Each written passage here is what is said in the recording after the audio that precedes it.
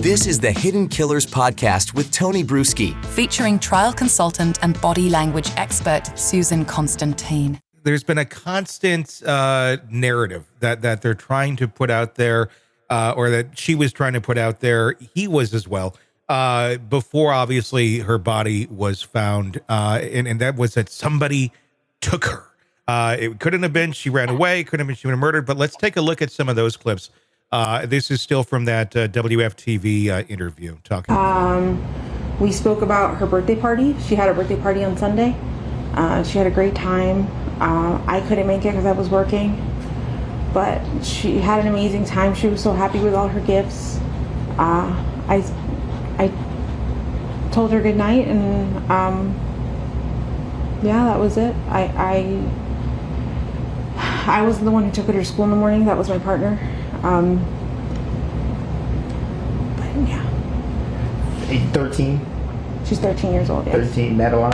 Madeline. What are you thinking right now?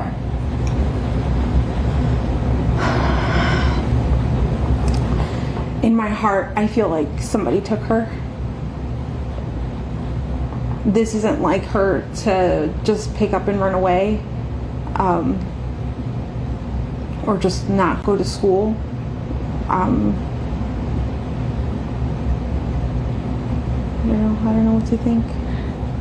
Friends, the friends' parents, you've contacted and Everyone. went through every single person? Everyone that we know that she knows, we've contacted them all, reached out to them. The parents have gone out to search and look for her as well. And we haven't come up with anything yet. The deception just seems so ingrained in her, almost as if this was not just like, oh, something happened and now I'm trying to cover for my boyfriend. It's like she's known for a long time, in my opinion, that something's been off or something's very wrong. Well, the other thing I want to mention to you, the birthday party is the big deal. Yeah. So Yeah. what we find out about in murders, oftentimes when there's an event, and especially when they bring it up, which has to do with the birthday, and the timing of it was the day after the birthday party. The birthday party, something there is what the trigger was. There was a trigger from the birthday party. She wasn't there. She said she wasn't working, or she was working. It's her 13th birthday. Yeah. That's significant for a young woman, right? She said that she really had a good time. Also, and she says that when she got home, she kissed her goodnight. That's a sign she was already dead, by the way. Anytime somebody adds that and injects it into a story that says that they kissed him goodnight, that's usually a significance in statement analysis. The person is already dead. She was already dead. Okay. She didn't kiss her.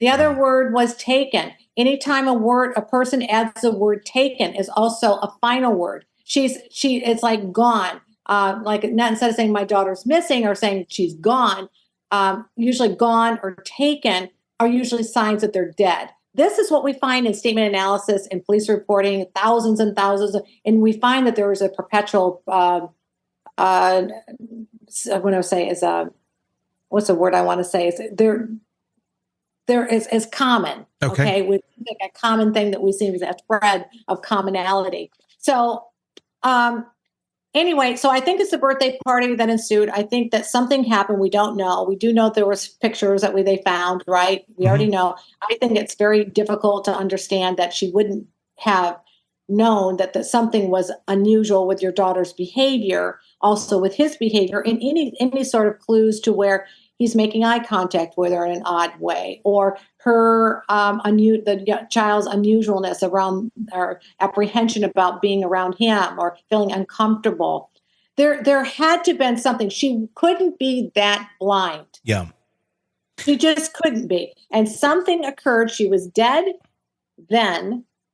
Look at the fear response, And then remember, she tails off, and then she's always like, and well, that's all. Yeah. It's statement over. Yeah. Builds up and gives you all this irrelevant information. And she's also setting the scene for, we have looked everywhere. Everybody has found nothing. So she's just setting the stage. That's all she's doing. That is a big one. And that's one of those things that I've noticed quite a bit is she's literally dismissed searches for her daughter while she was missing. I'm going to go to that one right now. This is from the Fox 35 interview initially. I'm staying at home, staying by the phone, hoping she just appears. I know my entire family is out looking. They've all spread a bunch of flyers. I've had people contact me that they've gone to the international airport to spread flyers, to Amtrak, to Greyhound, just any way that if someone's taken her and they're trying to take her, just to show her face, just to make sure, she's not being taken against her will. Did that. She's staying by the taken phone. like 3 or 4 times. Yeah. And there was also a mention in this, and I don't know if it was in that clip or not, where where she mentions, I don't think they're going to find her over by the woods. I don't think they're going to do that. And that to me was also very bizarre as to why one would dismiss someone who's actively searching for your daughter. Be like, I don't think they're going to find him. Susan, what's your take? What your mother would say is, I hope that my child's not out in the woods. We're still, we're not even thinking that right now. What we're thinking about is trying to find our daughter, or my daughter. Yeah. So that shouldn't be even in her mind. But I want you to watch, and this is just one clip. If you watch the boyfriend's behavior in the back, he's in the freeze response, right? Yeah. So he's kind of stalking over her, watching her, distinguishes. I don't think he thinks that he's actually in the picture of the camera. But you showed one clip, but there's another one too, of where, she's talking about that when she dropped her, we just don't know where she was there. And he comes up and he's stroking his beard, or he's rubbing his head. And there's other times where he's stretching his fingers and he's cracking his knuckles. These time that with when she makes these specific statements, because the statements that she's making, his reaction is from that stimulus. And here's really? Specifically, what I was talking about. Turn the volume on to this. They're also taking their own vehicles. I'm not sure what type of vehicles, but they're going into the woods to search for her. But I don't feel like that's going to find anything right now. We've had people all day on that trail sending us photos to see if anything there looks familiar and like her personal belongings, and nothing is hers. So I'm not sure where to go from here. I'm just contacting the news to get the word out, to get some help, because I'm desperate. I'm a wreck right now. She talks about this like she lost her puppy, that she didn't really like that much. It's really kind of how it feels. Right. Yes. Well, early on in the interview, there's a lot of the video that's not here. The one that Fox 35 showed me. But I think that the other one is actually more revealing, because that's when she's saying, we went to the, I went to the school, we dropped her off, and she went from we to, then it was a boyfriend who ended up dropping off and drove away. Yeah. Well, first of all, she's speaking about that in present tense, not in past tense. Okay. So we drove her to school, which would mean past tense. But then my boyfriend drove away. He's the one that drove and then drove away. That's present tense, right? So she flips from past tense to present tense, and then she changes her pronouns. And also she misses one too. There's instead of saying told her good night or told her whatever, or the boyfriend actually said that, told her I love you or something. He doesn't say I told her I love you. There's a lot of stuff that's happening when it comes to pronouns, the change in pronouns, from the I to the we, to the I, and we already know that's not true. We already know it's not true that was Madeline that was that was dropped off in the camera. We know that is not true. So why is she lying so much? That's the big thing. Is he covering for her? And that's what I've said from the beginning. Yeah. Early on, I said, you got to look at him as a suspect. I think he is the one that's responsible. You need to take a good look at this guy. I was panicked on air. When I saw it, I almost flipped out, right? Yeah. And I urged him when I said that, sheriff's office, right? You need to pay attention. Is she covering up for him? Yeah. That's what I felt like. Why are you defending your boyfriend? Does she not, she's missing, and maybe he said they're going to start looking at me. You know they are, because I was the last person that dropped her off. And then she goes, yeah. Well, we can't say that story because that's going to get you in trouble. We just have to focus on trying to find her. Yeah. And he's playing this game behind the scenes, and she's maybe naive and feeding into it. But I think that she did know something was wrong, especially when you look at the part where she says, I kissed her goodnight. There's too many clues in deceptive language that led to believe that she knew she was dead already. So why is she covering up? I have no idea. And it's sick, because if you're to go into analyzing, why is she covering up for him? Then you start to kind of look at all these charges that he has against him now, the multiple years of sexual abuse that's been on camera. And you kind of go, how did you not know this was going on in your home?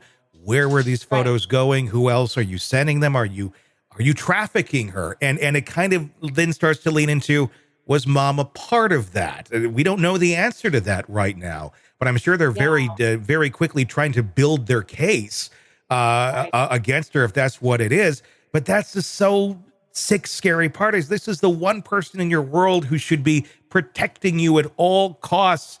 And were you a part of her abuse, mom? Right. And that's, I think, a big question.